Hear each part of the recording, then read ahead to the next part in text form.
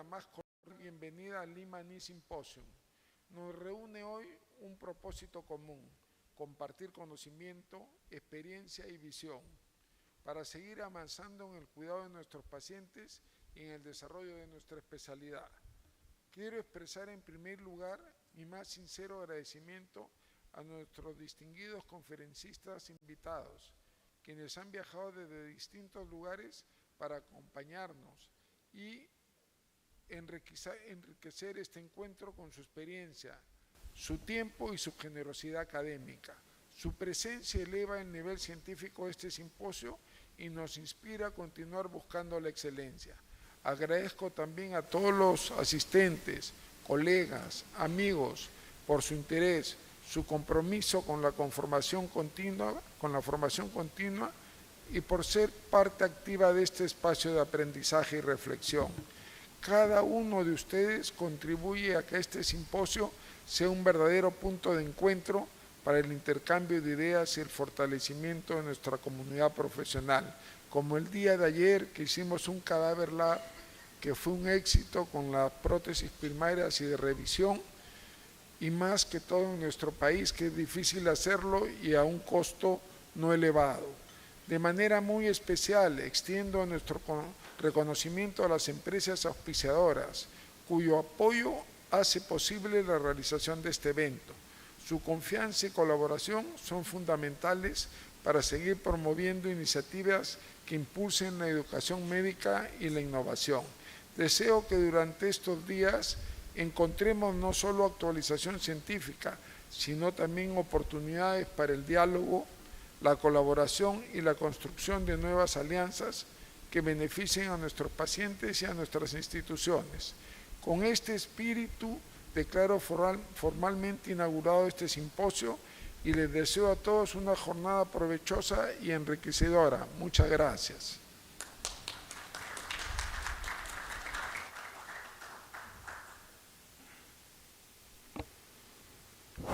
Buenos días. Siendo siempre exigentes en el horario y para poder aprovechar al máximo el tiempo, vamos a comenzar con el primer bloque.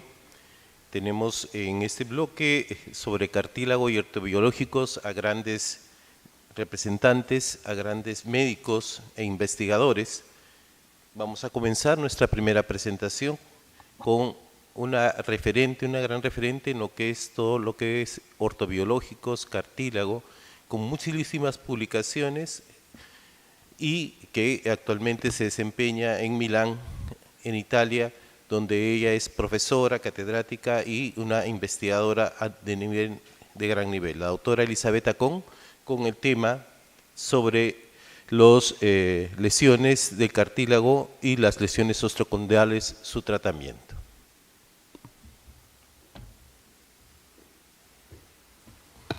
Thank you very much. Thank you for the invitation. Thank you very much for being. It's very nice to be here in Lima for the second time for this symposium. It's really nice to be here. So, my topic is about cartilage and osteochondral regeneration, but I decided to focus a little bit more on cartilage in sports, because we are talking a lot about cartilage, and in sports, cartilage lesion seems to be very, very important, and seems to be a black hole for the soccer player, for any other competitive athlete, because the general condition that after a cartilage lesion you are not going back to sport anymore. So let's see how you can manage the sports, guys. But before you start, just to point out what you have to understand when you are treating the cartilage lesion. First thing, what type of a lesion you are treating. Traumatic lesion, which is single lesion or multiple lesion, or a lesion is recent or the lesion is chronic. And most of the time, this type of the lesion comes with the sports guy, so traumatic lesion, single lesion, and the lesion is relatively fresh and young. And also patient is special. The patient have a high functional request, need to fast recovery, but it's very compliant to the rehabilitation. So most of the time, you have to manage in this situation. It's not that much about cartilage lesions treatment, but about the patient's treatment. Because these patients are highly demanding, and you have to manage their expectations, and you have to understand what they want. And obviously, the young athletes want durable results. The end-stage athletes want just to finish their career. So it's really difficult type of patients. So all that brings you to the indication is more patient-specific in this case than a lesion-specific. So this is a classic, very, very, very classic algorithm for the treatment of cartilage defect. So you divide it in large, small, osteochondral defect, and you treat them accordingly. For smaller lesions, you can use bone marrow stimulation, or debridement, or some combination with orthobiologics, odds. For the large lesion, you have to go to bigger, to scaffolds, to autografts, and for osteochondral lesion, you need to reconstruct also subchondral bone. But when you are talking about this, you always have this dilemma. So you want quick result, or you want stable return to sport, or you want durable, that prevention of osteoarthritis and durable result in your patients. So when you look once again on this algorithm, you understand that it's not that patient-specific. It's not athlete-specific, because here you don't know what is going on if it's really high-level athlete. And so that's why, as ICRS and together with FIFA and ASPETAR, we organized this consensus on the management of cartilage lesion in elite soccer players, as far as was supported by FIFA. How the consensus are done. The consensus is basically, it's the combination of the evidence, of the precision, with just an expert opinion. It's not all evidence-based. It's just something that built in between of these two. So what we did, we started with, from quite a small group, which starts the consensus, set up the questions, set up the problem. You can see here well-recognized experts like Giuseppe Filardo, Peter Verdonk, Manos Papakostas, and Andy Messi, and Andreas Cerner. We were from FIFA. So we decided to dive inside, and you need an expert group. You need these experts, and we meet, because you have to physically meet on the end of the consensus, and it's really a big pleasure to show you. Here is Dr. Claudia Arias, who I saw sitting in the back of this room, who was together with me on this consensus in Doha. So, and also we have Camila Cohen from Brazil. You can see it on the stairs over there. So South America was greatly represented by the best people for this consensus. So, and you can see this very, very people who are very skilled in cartilage repair, and they are also very, very much skilled in soccer, which is quite important sport all around the world. So how do you read the consensus? How the consensus work? So this seems a mess, but I will explain a little bit better. It's quite simple.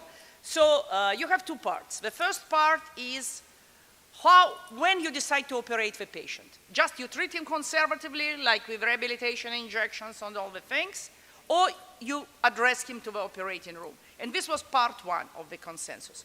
The first thing is to point that when you are talking about loose bodies and you are talking about osteochondritis dissecans, it's a totally different thing. So we excluded them from the consensus because loose bodies obviously is immediate indication for surgery and nobody doubts about. But when you have no loose body, so what you can do?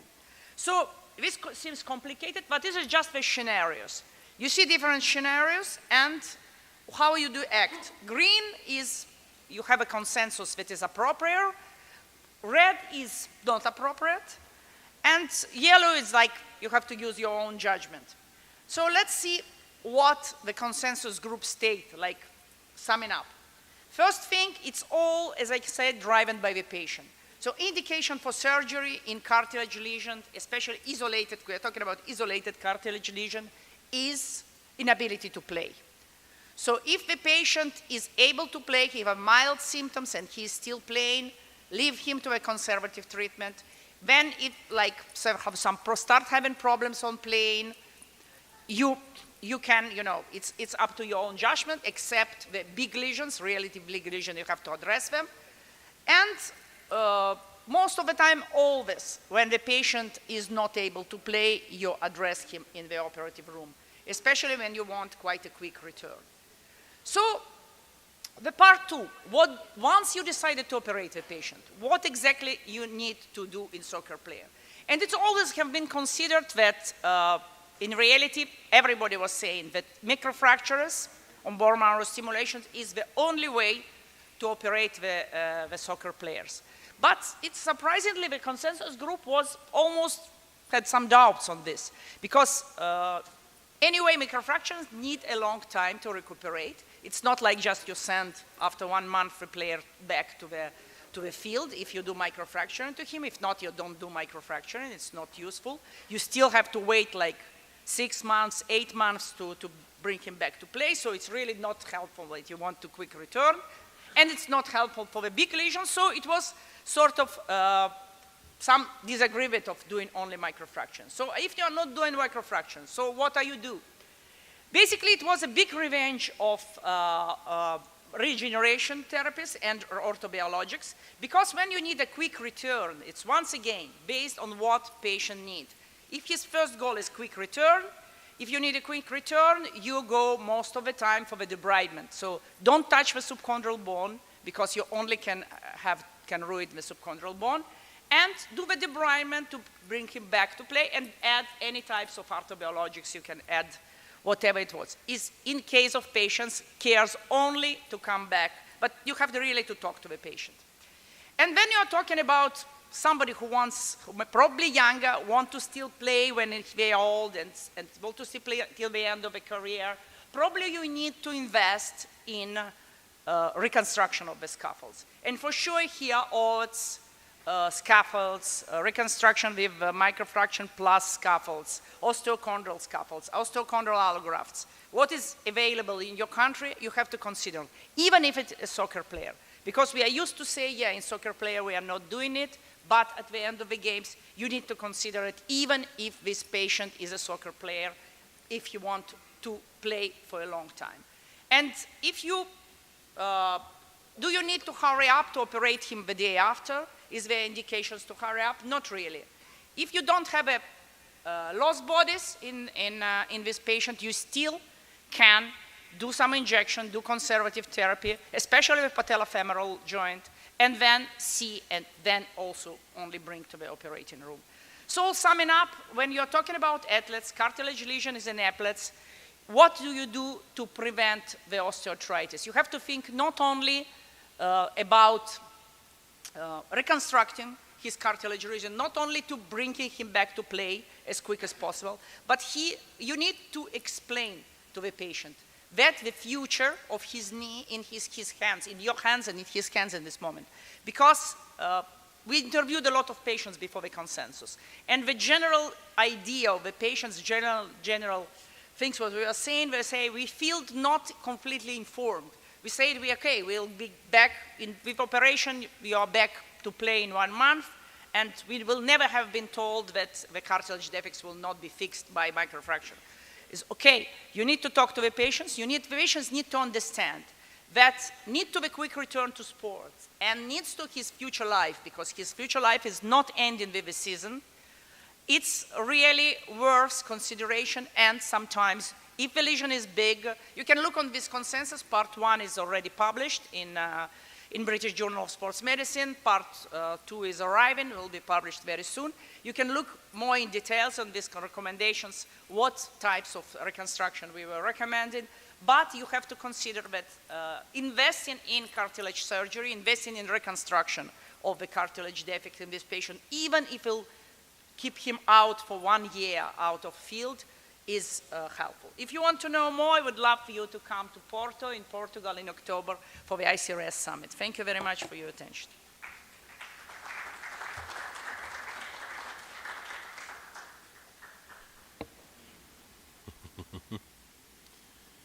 Muchas gracias, doctora Elizabeth, por la visión grande sobre lo que son las lesiones y sobre todo también pensar en la prevención. Como siguiente expositor tenemos al doctor Vicente Sanchís Alfonso. El doctor viene de España, de Valencia, también un gran referente en todo lo que son problemas de cartílago, lesiones patelofemorales. Él es profesor en la universidad, él maneja y tiene grupos de estudio y ha sido una de las personas que ha logrado plasmar sus conocimientos en revistas de alto nivel como es la revista de la ESCA sobre patologías de rodilla. Él es un gran referente. Por favor, doctor Sanchís, sobre las lesiones, manejo de lesiones cartilaginosas en la articulación femoropatelar. Un placer tenerlo aquí en el LKS. Hola, buenos días a todos. En primer lugar, mi agradecimiento al doctor Rolando Subáez por su amable invitación. Es un placer para mí estar en esta sesión y es un placer estar en Perú. Me han encargado que les hable sobre el manejo de las lesiones cartilaginosas en la articulación femoropatelar. La articulación femoropatelar es la articulación más peculiar de la rodilla. No se parece en nada a la femorotibial. Y yo creo que más que hablar de técnicas y de resultados de cada técnica, me parece que lo más interesante es hablar de conceptos. En la patología femoropatelar existen dos grandes actores. El actor principal es la fuerza que lesiona los tejidos de la articulación femoropatelar y los actores secundarios son las estructuras que son lesionadas por esa fuerza, es decir, el cartílago, los ligamentos y los tendones. La articulación femoropatelar es muy sensible al estrés y, por lo tanto, el primer mensaje cuando ustedes ven un paciente con patología femoropatelar es que piensen en la fuerza y no en las estructuras sobre las cuales esa fuerza está actuando. Este es un estudio que hicimos en la Universidad de Monterrey, en México, un estudio en cadáver para analizar las presiones femoropatelares y las presiones femorotibiales simulando alteraciones torsionales, bien torsiones femorales internas o torsiones femorales externas. Este estudio pone de manifiesto la importancia que tiene la alteración torsional en las fuerzas que aparecen en el interior de la articulación femoropatelar. Cuando hay una fuerza que está actuando en la articulación femoropatelar y esa fuerza no está balanceada, esa fuerza va a provocar una lesión de cartílago o bien va a provocar un fracaso de los ligamentos. Ese fracaso de los ligamentos puede justificar el dolor femoropatelar. La lesión del cartílago también puede justificar el dolor femoropatelar, pero sin haber lesión cartilaginosa ni lesión ligamentosa, también puede haber dolor anterior de rodilla. Por lo tanto, importante el concepto de fuerza.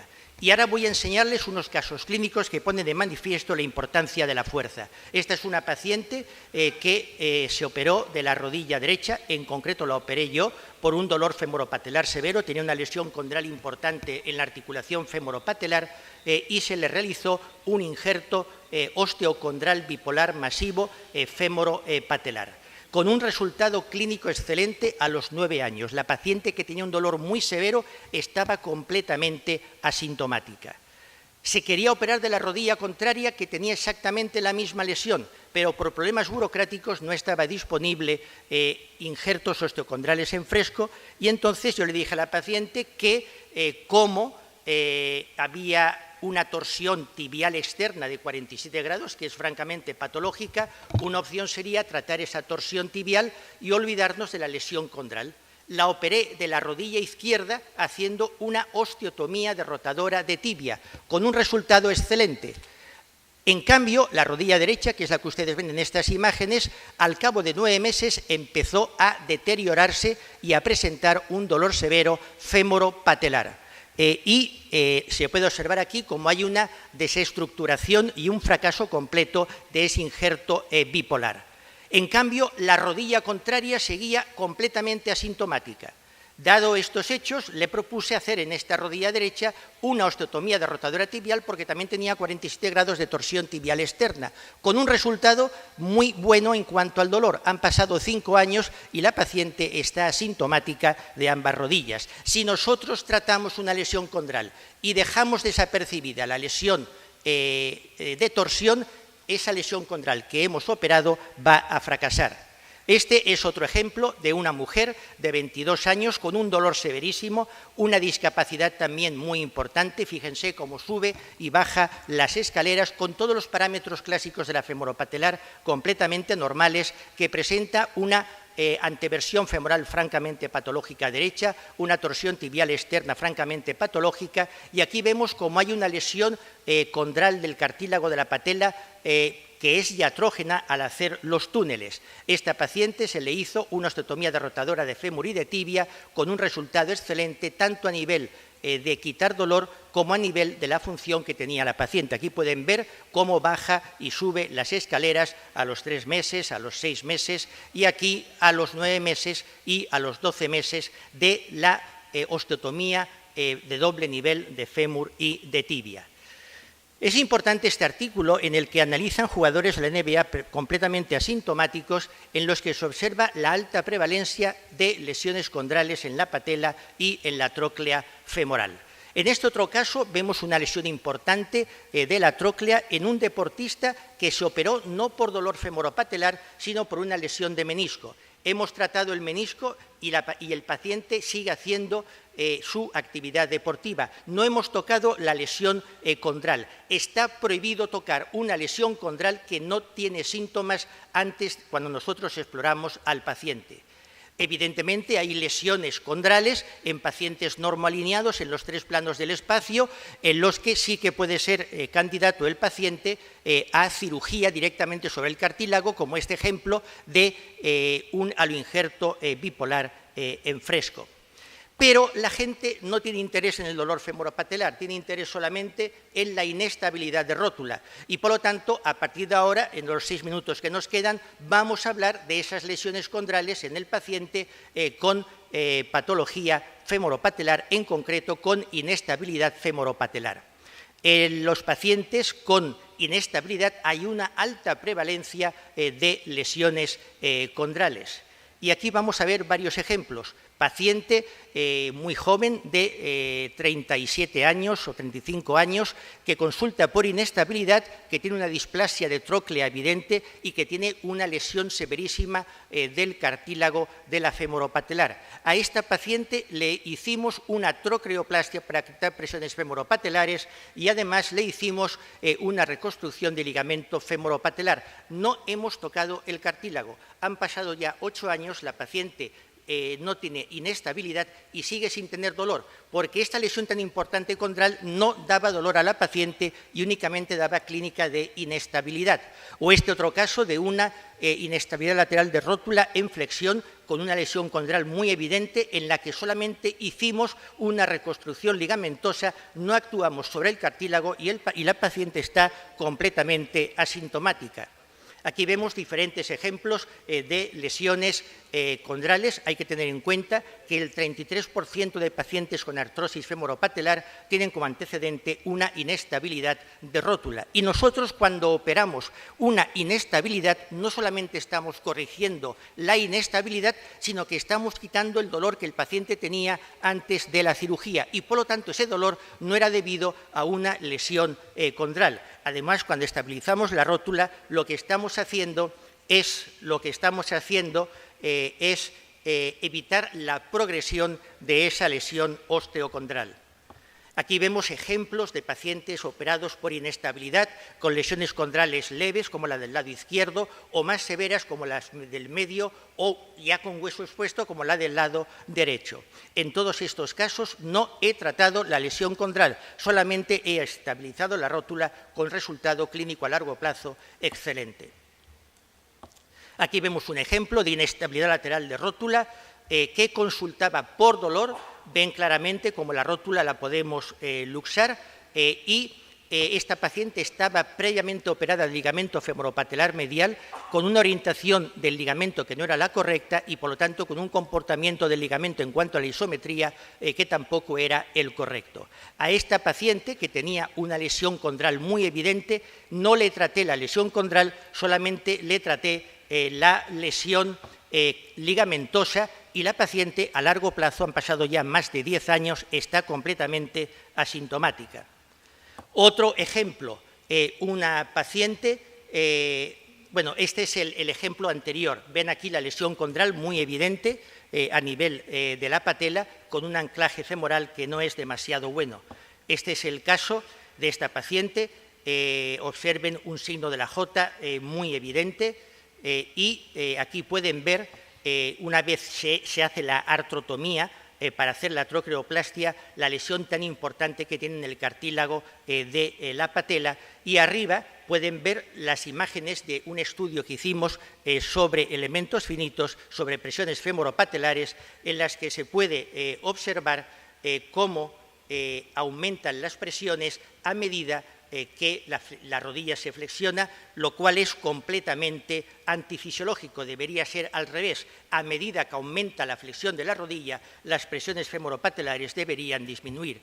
Esta es la misma paciente con un estudio de simulación del comportamiento de la isometría del ligamento virgen, del ligamento ideal y del ligamento que tenía la paciente. A esta paciente le hicimos una trocleoplastia y le hicimos una reconstrucción con un punto femoral adecuado del ligamento femoropatelar medial, con un resultado clínico excelente, y tampoco hemos tratado su lesión del cartílago.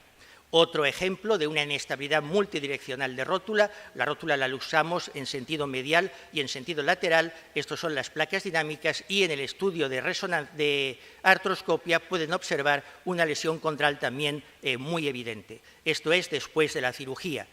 Aquí pueden ver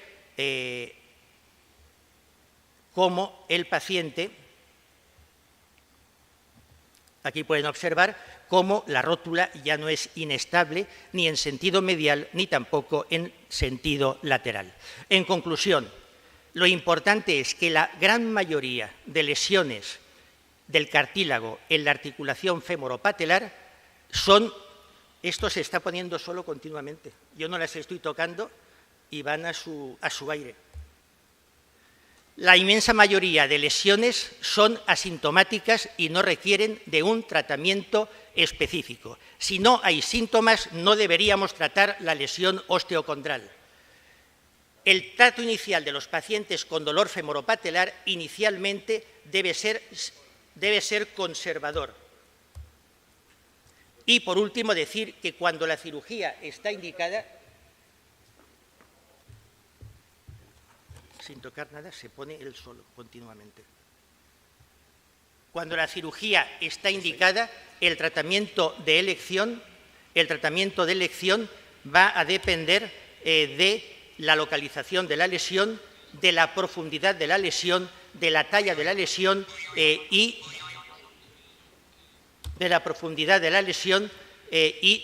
también del tamaño de la lesión.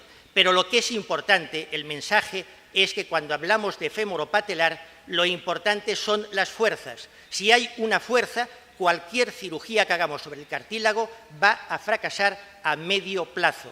Si nosotros tenemos una alteración torsional y no la corregimos, cualquier cirugía de cartílago va a fracasar. Por lo tanto, no traten las lesiones de cartílago, traten la fuerza que está provocando esas lesiones de cartílago, y la fuerza habitualmente va a ser consecuencia de una alteración torsional. Muchas gracias por su atención.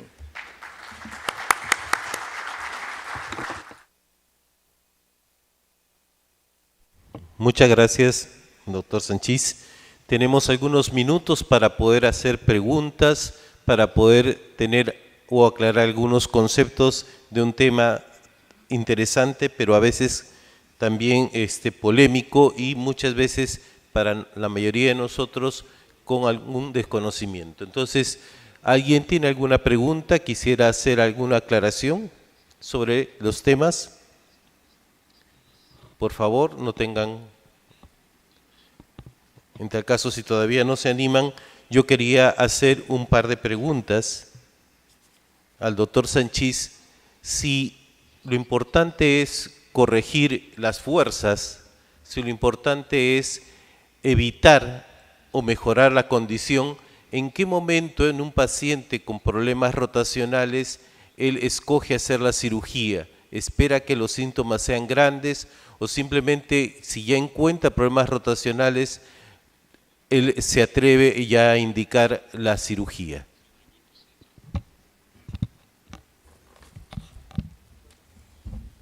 Vamos a ver, nunca hay que operar una alteración torsional que sea asintomática. Solamente se operan las alteraciones torsionales que están provocando síntomas.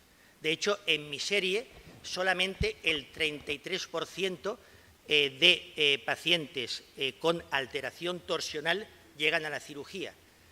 A la cirugía debe llegar el paciente que tiene un dolor muy severo y una discapacidad y una alteración funcional que también sea severa. Está prohibido operar torsiones que no dan síntomas o que dan síntomas menores, o está prohibido operar alteraciones torsionales por motivos estéticos. Perfecto, muchas gracias. Allí hay una pregunta, no sé si me pueden ayudar para...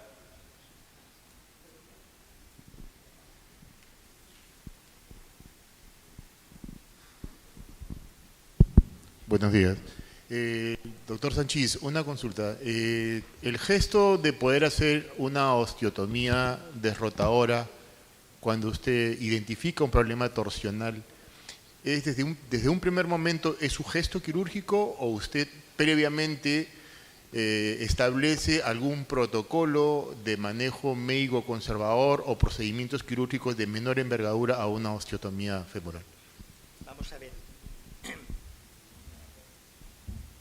Cuando una alteración torsional, evidentemente, es un problema estructural. Los problemas estructurales nunca se van a corregir con un tratamiento conservador. Me refiero a hacer infiltraciones o, por ejemplo, que lo trate el fisioterapeuta. Eso está claro. Pero mi protocolo, desde siempre, es que cuando veo a un paciente con una alteración torsional, aunque tenga síntomas muy evidentes, yo al paciente le explico exactamente lo que es la cirugía de osteotomía derrotadora, las complicaciones, lo que se puede esperar, los tiempos evolutivos, y aunque yo sé que es una alteración estructural, a todos los pacientes los mando inicialmente al fisioterapeuta, que yo sé que no les va a corregir la torsión, pero a lo mejor con un tratamiento de fisioterapia, a lo mejor ese paciente que tiene síntomas importantes van a tener menos síntomas, por el motivo que sea, que no lo sé. Pero no opero nunca al primer paciente que entra por la puerta. Si viene un paciente con 50 grados de torsión tibial externa, con un dolor severo, que es la primera visita, yo le explico lo que tiene, le explico las opciones que hay y le explico lo que es una osteotomía. Lo mando al fisioterapeuta. Y si al cabo de 6 meses de un tratamiento de fisioterapia adecuado, el paciente sigue con esas alteraciones tan importantes de dolor y de discapacidad, es cuando le planteo la cirugía.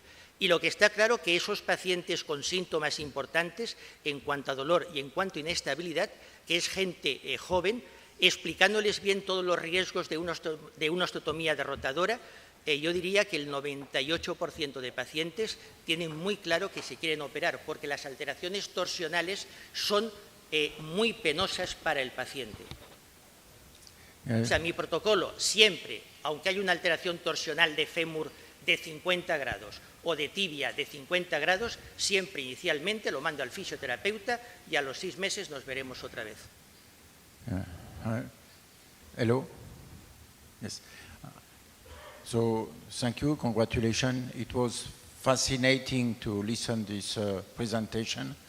I would like to know the percentage of bilateral anomaly and how many percentage you operate both sides,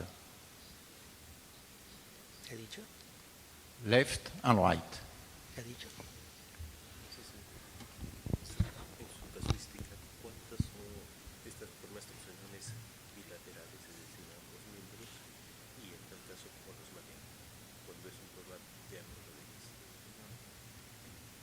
Generalmente los pacientes tienen, cuando hay una alteración torsional, la alteración generalmente va a ser, la alteración estructural generalmente va a ser bilateral. Pero también es cierto que hay pacientes en los que tienen más síntomas, en las que menos torsión tiene con la medición radiográfica y viceversa. Pero lo que está claro que cuando hay una alteración bilateral, la cirugía en ese tipo de pacientes, cuando hay una alteración torsional en ambas rodillas, llegan a la cirugía una rodilla solamente y la otra no, aunque tenga una alteración torsional, en aproximadamente el 50% de casos. ¿Por qué? No lo sé en absoluto, porque las alteraciones torsionales son muy caprichosas.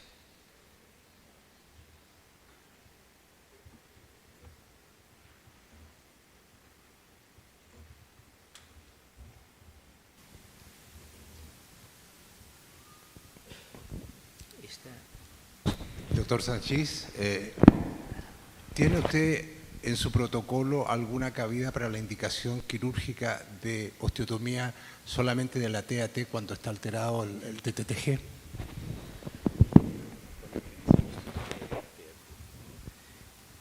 Sinceramente, nunca.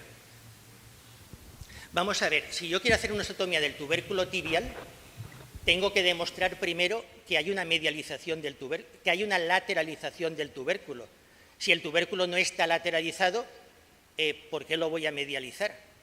Y la pregunta es, ¿el tubérculo tibial está lateralizado en los pacientes con dolor femoropatelar?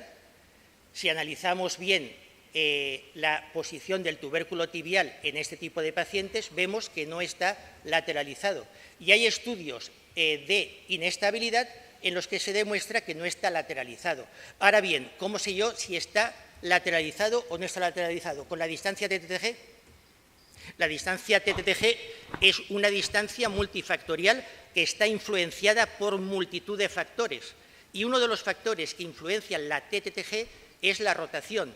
Y si nosotros hacemos una corrección de la distancia TTG en función de la rotación tibio-femoral, que no tiene nada que ver con la torsión tibial ni con la torsión femoral, vemos que prácticamente el 100% de pacientes en los que la TTG está aumentada, si hacemos la corrección en función de la rotación, que es 1 grado por milímetro, vemos que todos tienen normal.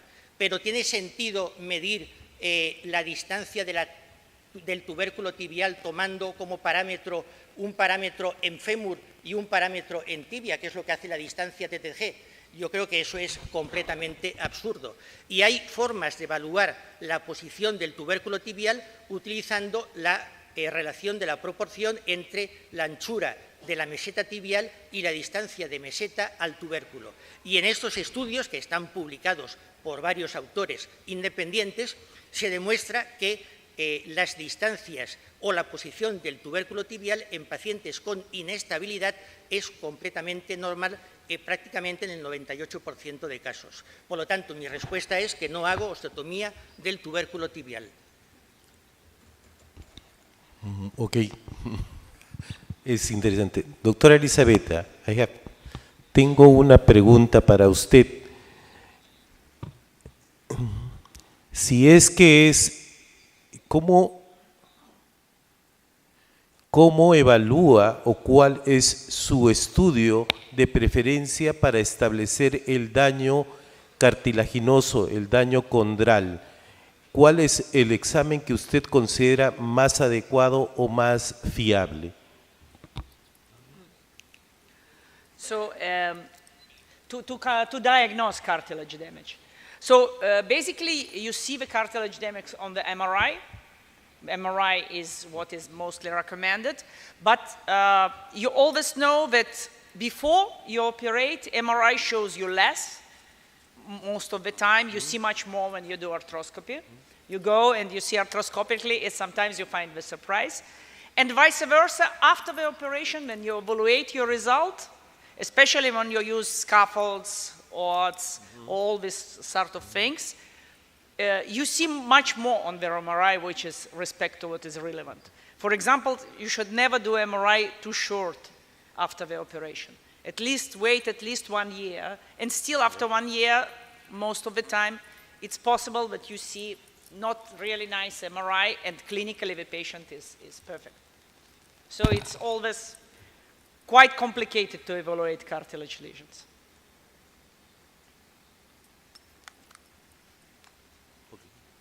Gracias, doctora. ¿Alguna otra pregunta por allá? La última, por favor, para continuar en el bloque. Doctora, en los casos de artrosis o condromalasias grado 4 a nivel patelar, ¿realiza algún tipo de procedimientos tibiales para la descompresión femoropatelar?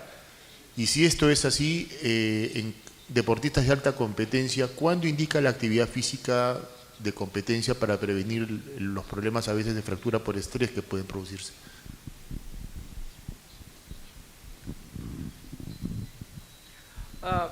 So if I understand well, you ask If in case of grade 4 lesions, are we doing microfraction? No, because the translation was not completely understandable. See, you use when chondromalacia is severe, when you use the surgery, and when you prevent to the next lesion in this patient. So, as I told, it's a big discussion. When do you need to operate the patient, even if a grade 4, because it's different grade 4 osteoarthritis or grade 4 cartilage lesion. To be a cartilage lesion, it still have to be contained, the cartilage lesion. If it's osteoarthritis, it's diffuse, so it's two different things. So grade 4 chondromalacia, grade 4 cartilage lesion, I think most of the time you need to operate. I was talking more about the elite football players, but if you're talking about normal people, younger patients, I think you need to fix them. And microfracturing is not the best way to fix them, so you need to put something inside of this lesion, because it will never get better, the grade 4. When you're talking about middle-aged patients with diffuse alteration after meniscectomy, with some varus knee, which is quite common. You have some bone edema, some varus knee, some cartilage alteration on the condyle, which is normally not 4 but 3.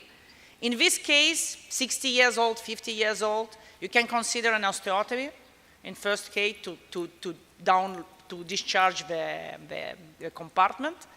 And also you can consider conservative treatment in these patients. But for the patients with young patients with grade 4 lesions, you need to operate.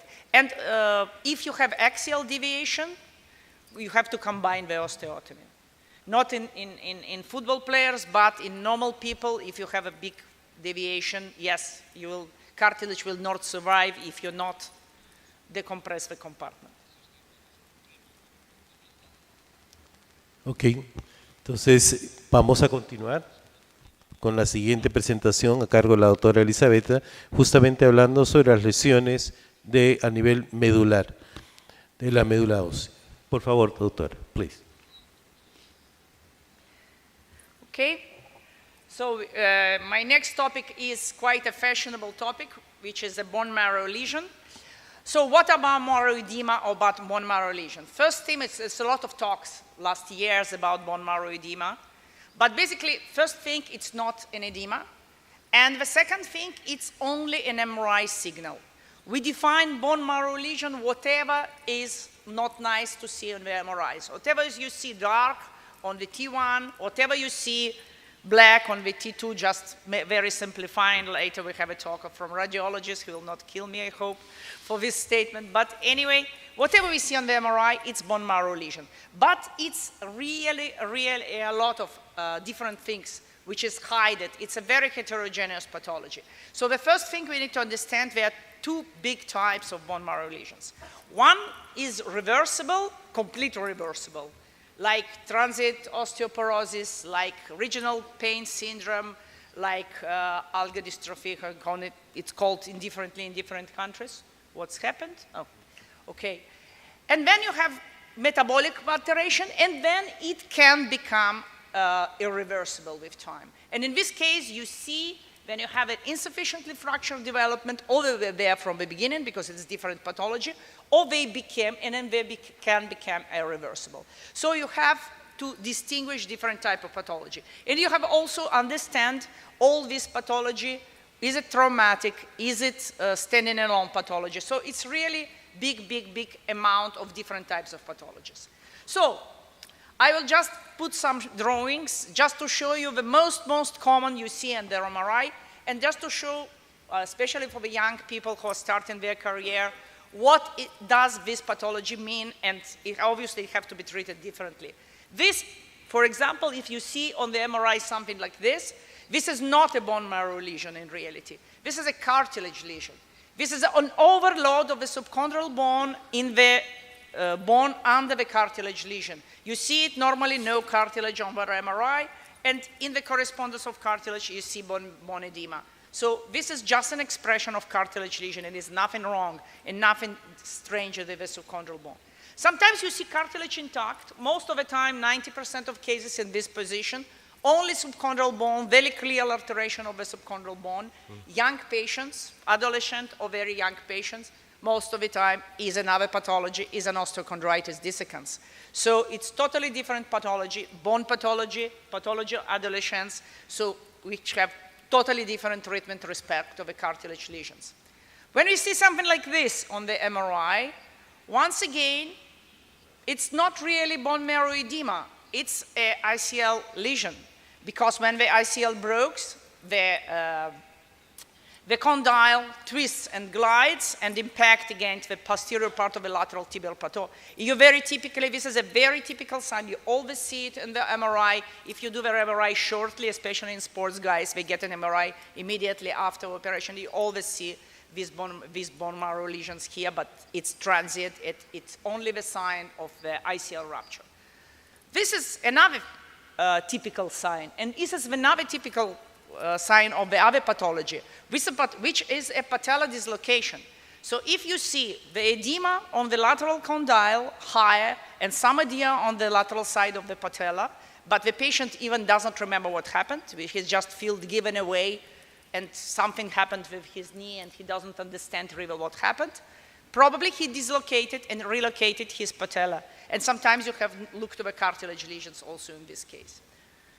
If you see something like this on the MRI, which can be whole femur, whole tibia, half of the femur, half of the tibia, very intense, very diffuse, very dramatic, you should not be worried because it's just a complex regional pain syndrome and algodystrophy, which is called. So it's something which will probably pass, or will for sure pass with conservative therapy, and all the considerations of doing any type of surgery on this, it doesn't work.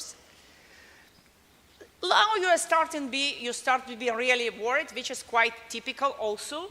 You see some more intense part of the edema on the tibia, most of the time of the tibial side, and can be something of the femur, or it can be exclusively at the tibia or exclusively at the femur. And most of the time this is the insufficiency fracture, and this is something which can become irreversible if you don't treat it. And this is quite typical thing you see every day.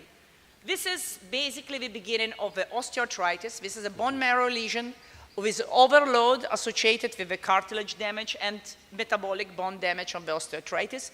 Bigger you see this bone marrow alteration, more is strong anti-inflammatory component, more you have to suspect some metabolic or some inflammatory alteration in this case, and you can suspect that it's something more going towards the rheumatic disease. And these ones really have much, much worse prognosis with respect to the novel osteoarthritis.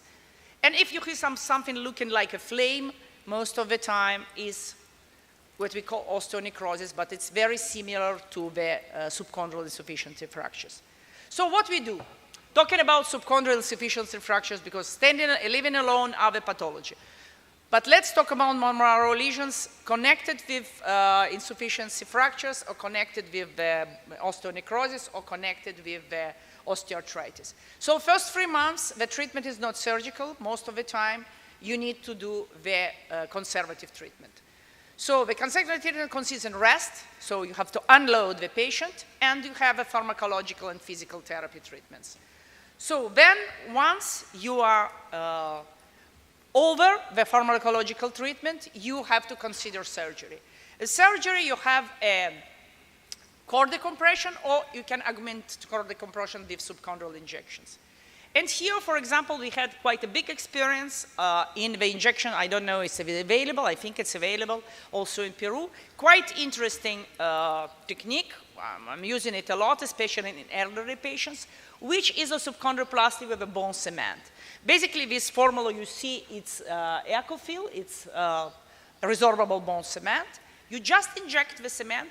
This especially works nicely in the subchondral insufficiency fractures. It works in the edema associated with not very inflammatory osteoarthritis. So it's really fixed the problem from a mechanical point of view.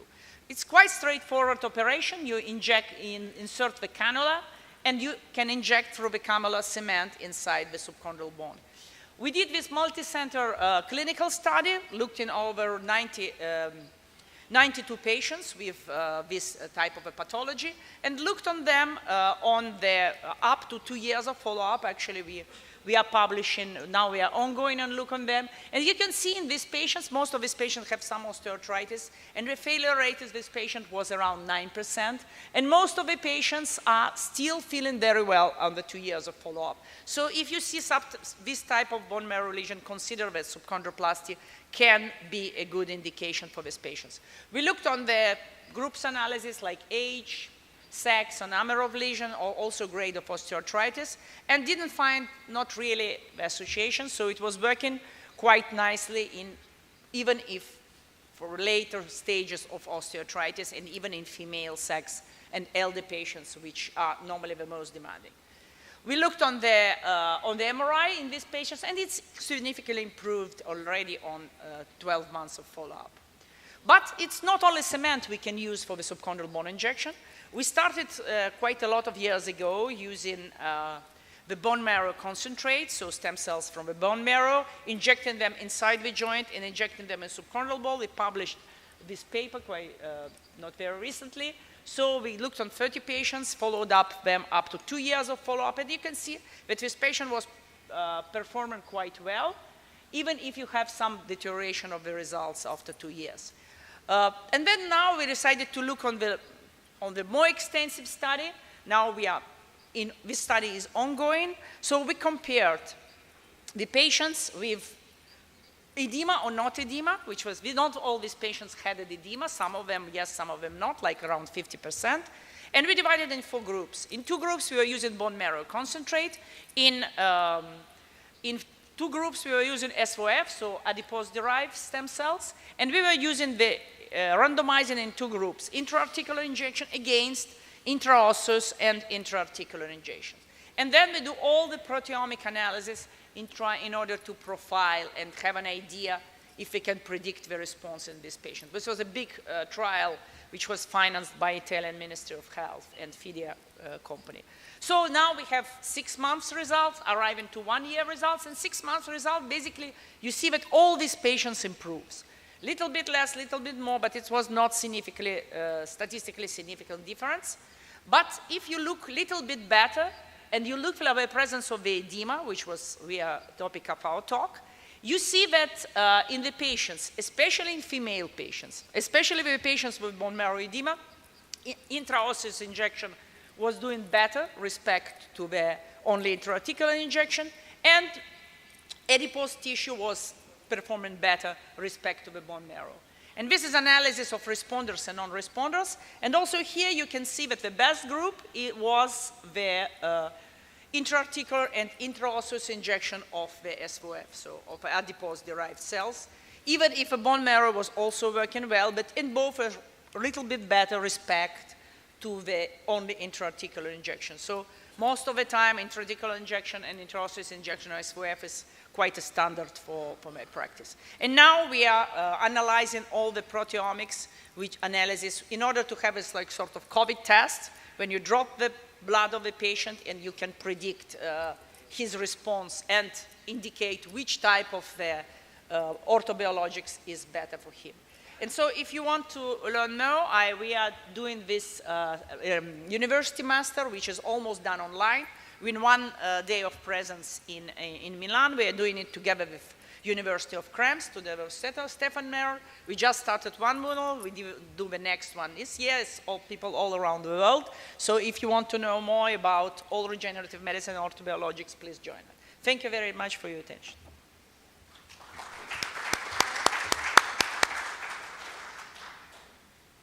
Muchas gracias.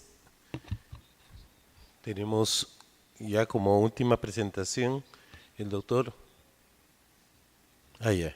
¿Ha tenido algún inconveniente, parece? ¿Ya?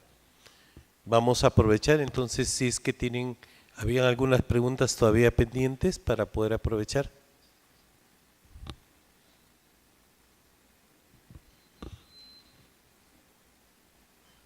¿Sí? Si no, los temas son bastante interesantes.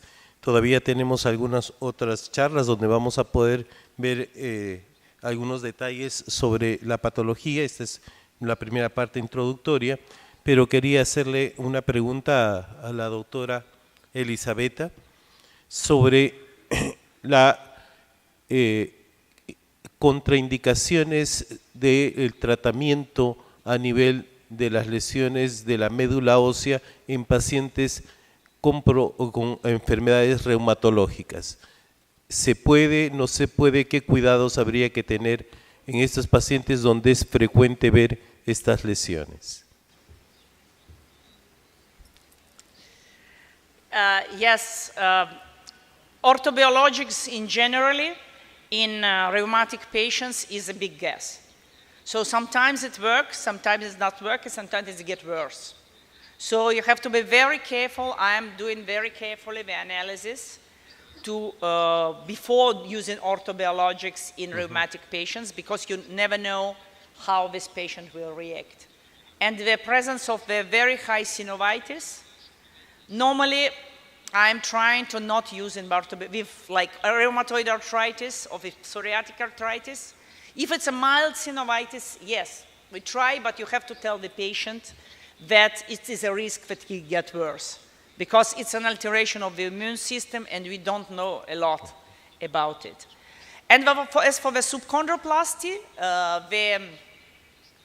the problem of most of the time with the subchondroplasty is the patients with chondrocalcinosis, because if these patients, you have to do arthroscopy after subchondroplasty to see if cement is linking inside the joint. And the patient with chondrocalcinosis normally have a lot of swelling after the, you look inside the, and sometimes there is the patients that they have, so this something also to stay away, be very careful, look also on the chondrocalcinosis patient for orthobiologics both and for subchondroplasty both. Okay, thanks. Muy bien. ¿Alguna otra pregunta por ahí, si nos ayudan?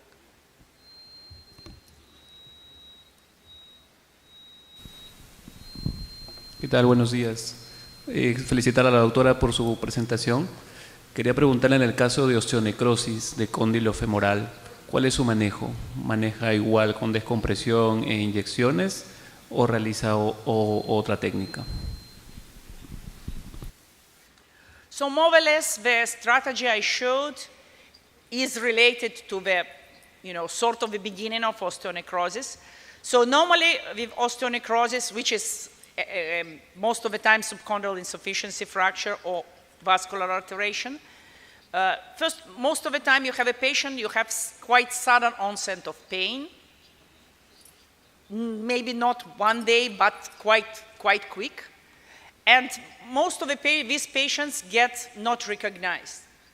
He get no MRI, he gets just an injection of cortisone, injection of hyaluronic acid, and they send him for physiotherapy. So most of the time I see these patients, and they say, yeah, it's some degenerative meniscal lesion or something, so they are lucky if you don't have arthroscopy without an MRI. So this is something to watch out very carefully, especially with the degenerative meniscal lesion. When you see some bone marrow edema combined with the degenerative lesion of the meniscus, wait a little bit to operate this patient if he don't have mechanical symptoms. Because you operate him, he develops osteonecrosis, and it's your fault. So we have to be very, very careful. So normally you wait, if you see it's beginning, it still can be reversible with drugs. Drugs normally are prostaglandins and infusion of neridronate, bisphosphonates. So normally rheumatologists do this type of treatment, and you send it to them and see what happens, do physiotherapy, botulinum unloading, and do 2 months, redo MRI after 2 months. If it's getting better, you're okay. If it's not getting better, I look on the patient. In elder patient, I am doing subchondroplasty. In younger patient, I am doing cells inside the bone or inside the joint, together with the joint. It's important to understand that the patient with sudden middle-aged, with sudden onset of pain, you always have to ask for the MRI. Don't just start injecting something in the joint, because hyaluronic acid will not help because pain is coming from the bone. It's not coming from the joint. Okay. Thanks. Una pregunta más, por favor, mientras aprovechando al máximo el tiempo y a nuestros expositores. Gracias. Interesante su última presentación, doctora Elisabetta. El estudio que usted mostró comparando médula ósea versus células adipositarias. ¿Por qué cree usted que hay mejores resultados en el grupo que inyectan tanto intraóseo como articular células de tejido adiposo? En base a todas sus investigaciones y los estudios que viene realizando en cartílago, y si hay algún espacio para PRP en estos pacientes. Very good question. So you have different type of, I'm not stopped on it, you have different types of preparation of adipose cells. One is micronized fat, little bit like lipogems-like, I don't know, I think it's available here, which is not for the bone. I never put it in the bone because I don't feel how to put fat in the bone, just micronized fat. Somebody done it, but I'm not doing it. So what I am using the preparation which is done by Fidia, which is a purified stromal vascular fracture, so no fat there. Only the stromal vascular fracture and the cells coming from the fat. That's the difference. So it's something liquid which you inject in the bone. It's not fat. Okay? Fat you can enjoy only in a joint. You can't inject it in the bone. So if you don't have some type of preparation, I think bone marrow concentrates are good. In Spain, they use a lot PRP inside the bone also because they can't use nothing else in Spain. They can have only use PRP. But my sensation why I'm using in this case cells and not PRP, because PRP, I use PRP more in office. This is you have to go to the OR because to go inside the bone, I prefer not to do it in the office because you have an infection risk, you need X-rays to see where you are, and all such a thing. So in this case, I harvest bone marrow or I harvest fat because it's a little bit more. But it's not really big evidence on this. For example, Mike Sanchez group, Joao Espeguera, they published a lot about the intraosseous injections with PRP and with good results. Similar results to what we have.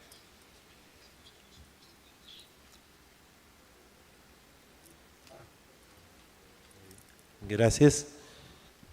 Doctor, ¿podemos comenzar? ¿Sí? Muchas gracias. Tenemos la presencia del doctor Diego Escalante, un médico con gran experiencia en la parte de imagenología. Actualmente él es director de un centro, Resocentro, y nos va a hablar sobre cómo evaluar una resonancia, sobre todo cuando ya ha sido manipulada la rodilla, para poder tener algunos criterios y tomar decisiones en nuestros pacientes posoperados. Por favor, doctor Diego. Gracias a LKS por la invitación, su gentil invitación. En los siguientes minutos lo que me toca es la revisión de la evaluación por imágenes del menisco post-meniscectomía. No sé si está bien el volumen. Perfecto. Básicamente por resonancia y artroresonancia multiparamétrica.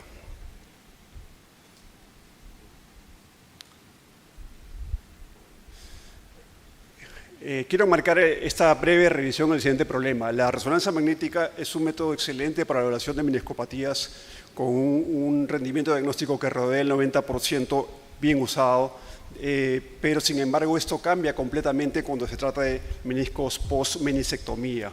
En ese escenario, resonancia magnética pierde tanto especificidad como sensibilidad al evaluar meniscos posoperados, tanto post-meniscectomía como post-suturas.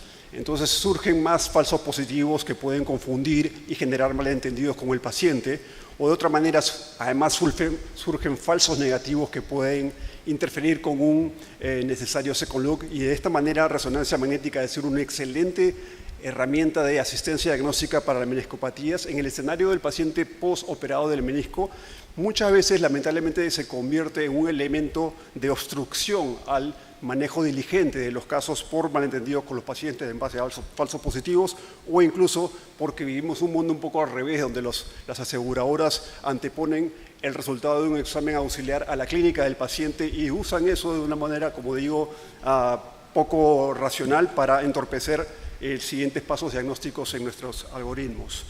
El objetivo de esta breve revisión será revisar inicialmente y muy brevemente lo que es artrorresonancia multiparamétrica, para pasar de lleno a la evaluación por resonancia y artrorresonancia multiparamétrica del menisco post-meniscectomía. Dado el tiempo, prescindiré la evaluación de la resonancia y artrorresonancia del menisco post-sutura, pero me circunscribo a la invitación del LKS. ¿Okay? Introducción de artrorresonancia multiparamétrica. Voy a empezar mencionando brevemente solamente lo que es la artrorresonancia convencional. Nace su historia con un arco en C, para una guía en tiempo real, con guía de imágenes radiográficas y uso de contraste yodado, como repito, como una guía para colocar la aguja dentro de la cavidad articular con la seguridad que le dan las imágenes. En ese contraste yodado adicionamos como una solución contraste paramagnético como de contrabando para el objetivo final de llevar al paciente al resonador y tener imágenes de artrorresonancia basadas en contraste. En la resonancia multiparamétrica, este tipo de estudios empieza con resonancias antes del procedimiento inmediato, resonancias con imágenes sensibles a fluido, las más sensibles para buscar patología musculoesquelética. A continuación el paciente pasa a un tomógrafo, donde se hace el procedimiento guiado por el tomógrafo, se inyecta de nuevo una solución de contrastes yodado para guiar el procedimiento y de contrabando paramagnético para el fin final, que es la artrorresonancia. Se hacen las movilizaciones rutinarias para asegurar la distribución del contraste y se obtienen estas hermosas imágenes de artrotomografía que son isotrópicas, que tienen mucho mayor resolución que las imágenes de artrorresonancia. Y finalmente el paciente, con el contraste paramagnético que también lleva esta solución, pasa al resonador para hacer imágenes de artrorresonancia propiamente dichas, es decir, basadas en contraste. Si ven bien este resumen, tenemos a la izquierda imágenes sensibles a fluido y a la derecha imágenes sensibles a contraste. Son dos caminos diagnósticos distintos que dan informaciones muchas veces complementarias, no representan lo mismo. Y en el medio tenemos a la artrotomografía, que tiene ventajas importantes basadas en su superior resolución espacial. Estamos hablando de cortes de hasta 10 veces más finos que los cortes convencionales de resonancia de 3 milímetros, a ser 0,3 a 0,4 de milímetros. Esto da una superior sensibilidad para la evaluación de meniscopatías en general, más allá de que sean operados o no, y también una superior sensibilidad para lesiones condrales, como vamos a ver a continuación. Pongo como ejemplo este paciente no operado, subrayo con dolor lateral de rodilla. Esta es la imagen de resonancia, la serie completa. Imágenes sagitales, ponderadas entre 2, sensibles a fluido, y no se ve en absoluto ninguna alteración en las imágenes consecutivas que presento. En la imagen de artrorresonancia, basadas en contraste, nuevamente avanzo en las imágenes sagitales consecutivas y identifico con un gran esfuerzo alguna alteración acá, pero que no es objetiva, que no es concreta, que es más bien bastante subjetiva y que no nos permite hacer una propuesta concluyente. Cuando hacemos el estudio de artrotomografía, lamentablemente el video no va a correr por problemas que acarreado esta mañana, pero podría haberles mostrado esta imagen que ven acá con una penetración clara del contraste de lado a lado en múltiples cortes consecutivos. Ese es el poder de la artrotomografía basado en cortes 10 veces más finos y que lo que hacen es salvar lo que llamamos la promediación de imagen. Cuando una fisura no es perpendicular al plano del corte, entonces lo que sucede en cortes de 3 milímetros, como los de la resonancia convencional o los de la artrorresonancia, en esos 3 milímetros, en ese voxel de 3 milímetros, un corte oblicuo al plano de corte se va a bifuminar, se va a atenuar o incluso va a desaparecer completamente porque promedia menisco con la interfase fina. En cambio, en un corte de 0.3 milímetros va a ser ajeno a este molesto artefacto o hándicap de la artroresonancia y de la resonancia. Ya desde hace casi 20 años, los primeros investigadores que utilizaron artrotomografía con equipos de 2 líneas en ese entonces encontraron sensibilidades y especificidades para el diagnóstico de meniscopatías que no se han vuelto a repetir con resonancia o artroresonancia, sí, obviamente con nuevas tecnologías en la evolución de la tomografía multicorte. Y esto se debe a esta diferencia en el ancho del corte. Entonces tenemos una técnica que es superior en resolución espacial y eso también nos da una mayor sensibilidad para las lesiones condrales. Estas son imágenes donde uno no tiene una conclusión en cuanto a lesión condral, sin embargo uno se puede encontrar en la artroscopía con amplias áreas de denudación condral que en la artrotomografía sí son bien representadas. De hecho, la mayor discrepancia entre la artroscopía y las resonancias no está en los meniscos, sino es aún mayor en las superficies condrales, como ustedes lo saben. Y eso se debe al pobre contraste en la resonancia convencional y los cortes de 3 milímetros que promedian el fluido con la señal del cartílago. Miren este ejemplo para demostrar la superioridad de artrotomografía en la evaluación de la superficie condral. Los invito a ver dónde está la lesión condral, la verdad es bien difícil de ver. Cuando veo en artrotomografía, sin embargo, rápidamente puedo ver un área de denudación condral completa, que incluso viendo retrospectivamente es difícil de identificar en la artroresonancia. Entonces, de esa manera, tenemos una mayor sensibilidad para poder ver lesiones condrales. Y también tenemos como beneficio adicional de la artrotomografía una superior resistencia a la distorsión por metal. Pongo este ejemplo, un paciente con injerto de cruzado anterior, cómo los tornillos de interferencia son controlados adecuadamente por la artrotomografía y cómo generan artefactos. Incluso en este sistema de fijación interno, cómo a pesar de la complejidad geométrica y carga metálica, podemos ver con bastante precisión la regularidad de los bordes o la irregularidad de superficies articulares adyacentes, en este caso del platillo tibial fracturado y del menisco adyacente, a pesar de la vecindad con metal. Esto es imposible con resonancia y mucho peor aún con artroresonancia, cuyas técnicas con supresión grasa son enemigas del metal. Entonces, por estas ventajas de la artrotomografía para evaluar rodillas operadas que tienen con mucha prevalencia lesiones condrales, lesiones meniscales y elementos metálicos, al ser mejor para diagnosticar desgarros meniscales, al ser mejor para evaluar cartílagos articulares y al ser mejor para enfrentar la distorsión por metal, es el socio ideal, el socio complementario tanto para resonancia como para artroresonancia. Por eso es que nuestra experiencia de hacer estas artroresonancias multiparamétricas hace ya más de 20 años llegó para quedarse y desde entonces hemos acumulado algunos miles de casos que respaldan esta asociación ideal para el diagnóstico. Pasemos ya de lleno a lo que es la evaluación por resonancia y artroresonancia multiparamétrica del menisco post-meniscectomía. Quiero mostrarles esta imagen histórica para nosotros, nuestra primera artroresonancia en el año 2020 con equipo de bajo campo. Viene una señal tipo 3, contacta ampliamente la superficie articular tibial de este cuerno posterior del menisco medial, en imágenes T1. En imágenes sensibles a fluido, la señal tipo 3 persiste con amplio contacto de la superficie articular. Sin embargo, una nota del pie de página no es una señal como el líquido, es una señal gris. Y en el estudio con contraste, vale decir artroresonancia, vemos cómo la distensión del contraste penetra el contraste a la cavidad articular, no hacia la señal tipo 3. Y si el contraste no penetra en esa señal, entonces no estamos hablando de un redesgarro. Estamos hablando probablemente de un cambio cicatricial en el límite de un desgarro previo a una meniscectomía y eso no representa un redesgarro. Es así como la artroresonancia nos muestra, en este caso y como anécdota, la distinción de la cavidad articular nos permite individualizar esta plica sinovial. En este paciente con dolor medial era una posibilidad a tener en cuenta para el clínico en cuanto a la causa de la molestia medial. Pero más allá de esta anécdota, lo que quisiera compartir, dejar claro, es que la señal tipo 3 en el paciente post-meniscectomía pierde su especificidad para representar un desgarro o un redesgarro necesariamente. Se vuelve específica cuando hay meniscectomías.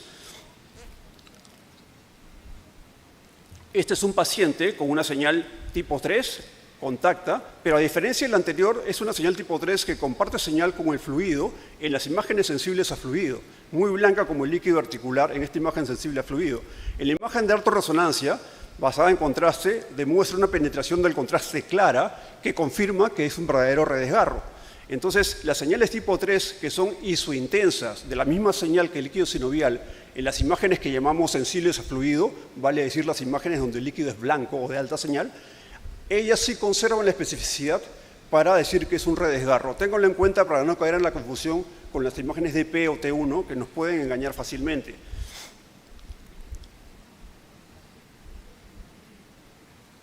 ¿Por qué la señal tipo 3 pierde especificidad ante meniscectomías? Lo he querido ilustrar con este esquema que he preparado para ustedes. Es una lámina inestable en representación sagital de un desgarro de menisco, como lo vemos los radiólogos, y la meniscectomía que se practicaría correctiva para remover esta lámina inestable. Y normalmente queda una pequeña cola del desgarro en este esquema que puede corresponder a una de 4 cosas: cambios mixoides, cambios cicatriciales, una fisura residual estable o una fisura inestable. De todas estas, la única que debería pasar el tamiz del informe y llegar a la conclusión serían las fisuras inestables. Todas las demás son hallazgos de relevancia clínica escasa, cuestionable o ninguna en los primeros casos. Es decir, fisuras estables encontramos con gran frecuencia en pacientes en los cuales han sido sometidos a meniscectomías y generalmente son asintomáticas. Entonces, el trabajo valioso del radiólogo dedicado a musculoesquelético está en poder identificar aquellos que tengan criterios, aquellas fisuras residuales o nuevas fisuras, pero que tengan la palabra clave inestabilidad. Y para eso tenemos como primera herramienta lo que acabamos de ver: imágenes sensibles a fluido, penetración del fluido articular y su intenso con el líquido tiene una alta chance de ser una fisura. Si eso no fuese suficiente, porque la resonancia magnética sirve para muchos casos de posoperados, no vengo a venderles la idea de que tiene que ser necesariamente artro, pero en casos seleccionados la artroresonancia o la artrotomografía pueden hacer ese trabajo que no logra hacer la resonancia en muchos casos, de poder demostrar que estamos ante una fisura y no ante un cambio cicatricial o un cambio mixoide. De ahí a continuación el tema es estimar si es que tiene signos de inestabilidad la fisura. Y para eso les presento la propuesta de la regla de los tercios. Esta es una regla de los tercios que ya lleva más de 25 años en la literatura radiológica. De hecho, de los primeros investigadores belgas que trabajaron con tecnología multicorte. Y es bastante sencilla. Lo que pretende en este esquema es establecer una línea hasta el fondo del valle de esta fisura y otra línea que mida la altura del menisco en la misma posición. Si la primera es mayor de 1/3 de la altura total del menisco en esa posición, se trata de una fisura inestable. Lo interesante de esta semiología es que también se puede utilizar en el otro plano, en el que le sea más cómodo en la imagen de resonancia. De esta manera, la imagen en rojo A, el diámetro A, es claramente mayor de 1/3 y en ambos planos se presume inestable. En cambio, si aplico esta regla a nuestro esquema de meniscectomía, con una pequeña señal que en el peor de las cosas es una fisura residual, para determinar si es que es inestable o no, aplico mi regla de los tercios y en este esquema claramente es menor de 1/3 del diámetro total en la misma altura, con lo cual podemos decir que es una fisura residual sin signos de inestabilidad y cuestionar su relevancia clínica. Ese es el poder de esa semiología y eso es una de las informaciones centrales que vengo a compartir con ustedes en el sentido de poder agregar un valor al informe en cuanto al pronóstico de estabilidad. Quiero presentarles este caso de ejemplo de un paciente post-meniscectomía previa con una sospecha de redesgarro. Es una artrotomografía, vemos penetración del contraste en el borde articular tibial de este corno posterior del menisco y sin embargo por regla de los tercios podría ser más de 1/3 levemente, tal vez es muy discreto, 0,42, ok. Entonces, en este caso, bastaría para que propongamos que es una fisura que puede ser inestable, que tiene una chance mayor de ser sintomática. Y si a esto sumamos que la imagen se ve en varios cortes consecutivos, aumentamos la especificidad de la propuesta. Caso contrario, si es en un solo corte que se ve esto, no es tan concreta la propuesta. No hay mundo perfecto, es la vida real. Estamos experimentando ya desde hace 3 años y fracción la implementación de imágenes cinemáticas en la evaluación de meniscos posoperados, ¿no? Como esta, en posición neutra, que es lo que hacíamos normalmente, y en posición de flexión, de mayor flexión, y donde vemos, en el caso anterior, como en la posición de flexión, a pesar de que era un caso donde la fisura era pequeña y podía ser de cuestionable inestabilidad según regla de los tercios, vemos cómo en la flexión se acentúa el desplazamiento fisiológico normal del corno posterior del menisco medial hacia el receso menisco capsular, menisco tibial, ¿no? Y se deforma el menisco de una forma distinta a lo que lo hace habitualmente. Para poder decirles que a lo que lo hace habitualmente es porque lo vemos de rutina todas las semanas desde hace más de 3 años. Y por eso sabemos que esta alteración morfológica no es una alteración fisiológica en lo que vemos en esta evaluación. Es otra manera de poder identificar fisuras que tienen un impacto o que tienen una chance de tener síntomas. ¿Quién es mejor para evaluar la rodilla operada a estas alturas de la revisión? ¿Artorresonancia o artrotomografía? De lo que he compartido con ustedes, podríamos presumir, y de hecho lo he mencionado, que en lo que es evaluación de meniscos, sean operados o no, artrotomografía es superior que resonancia magnética, lo dice la literatura médica. En lo que es evaluación de superficies condrales, también artrotomografía es superior, como mencioné y ilustré con un par de casos. Y en lo que es la distorsión por metal, por supuesto que la artrotomografía es más resistente que la resonancia y que la artorresonancia. Sin embargo, quien entra por la puerta del consultorio no es un menisco, es un paciente con una rodilla operada sintomática. Y en ese caso es una pregunta con truco, porque lo que habría que ver es qué es la mejor aproximación de imágenes, o hablando solamente de imágenes, para esa rodilla posoperada sintomática. Y en ese caso hay otras consideraciones a tener en cuenta. Médula ósea y partes blandas alrededor de la rodilla, obviamente resonancia magnética y artorresonancia por su mayor discriminación de partes blandas, va a poder ver lesiones como estas contusiones óseas o fracturas ocultas sin desplazamiento de fragmentos que la tomografía y la artrotomografía no van a ver. Y en lo que es la parte blanda incluso hay una mayor variedad de lesiones inflamatorias y traumáticas que van a estar presentes y que pueden explicar los síntomas del paciente posoperado y que no tienen que ver con el menisco. Y hay que tener en cuenta para no dejar de hacer o no utilizar tomografía de forma aislada. Vean en esta artorresonancia. Artorresonancia, imagen basada en contraste. No es muy sensible a fluido, sin embargo vemos claramente un claro esguince del ligamento colateral medial.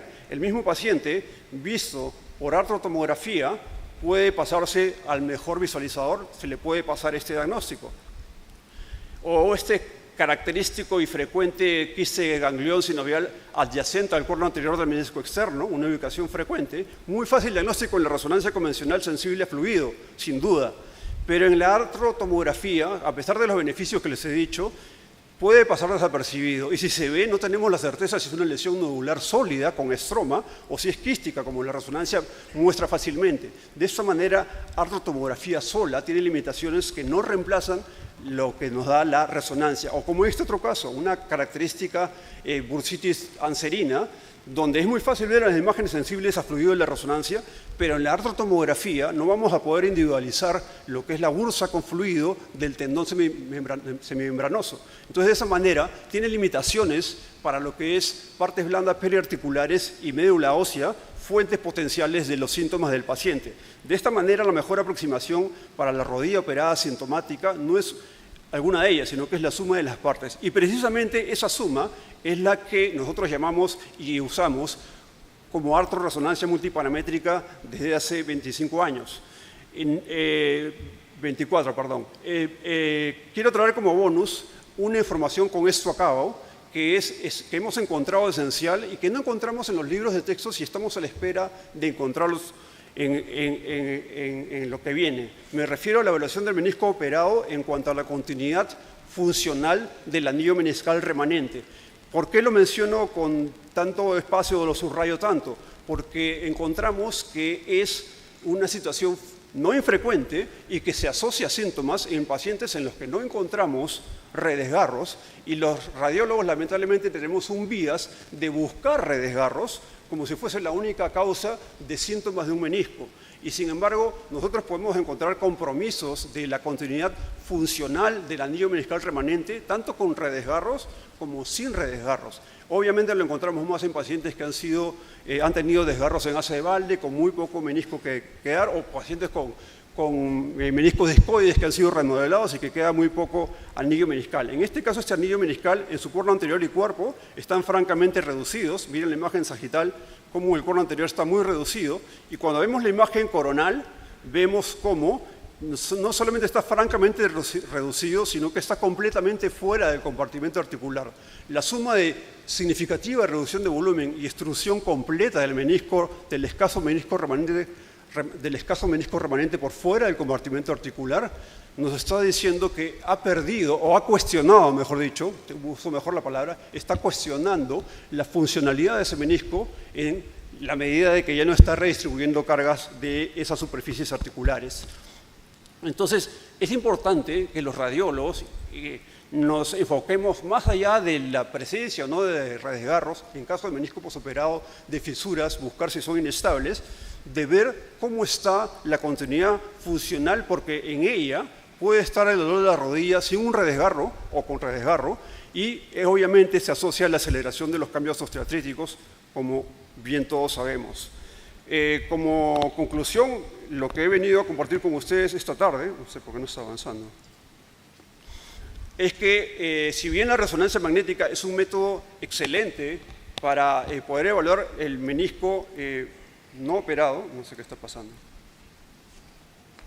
es excelente para ayudar a diagnosticar meniscopatías, tiene problemas de especificidad y de sensibilidad para evaluar el menisco posoperado.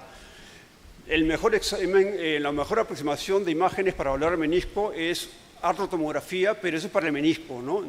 No se debe usar sola por las razones que he puesto, que tiene limitaciones, que no reemplaza la resonancia magnética ni a la altorresonancia magnética. De manera que la mejor aproximación de imágenes para evaluar la rodilla operada sintomática es, ya no el menisco, la rodilla operada sintomática es la artorresonancia multiparamétrica, en el caso que la resonancia como primera línea no les dé una respuesta satisfactoria y se encuentre en ese interregno entre que hay una asociación clínica radiológica con la resonancia y no tengo una herramienta para poder justificar el siguiente paso de artroscopía. No olvidar evaluar la continuidad funcional del anillo meniscal, es una obligación de los radiólogos que comparto con ustedes. Muchas gracias. Muchas gracias, doctor Escalante. Invitamos a la doctora Elizabeta y al doctor Sanchís para la foto respectiva, y los demás, por favor, pueden tomar un break y a la visita comercial. Gracias.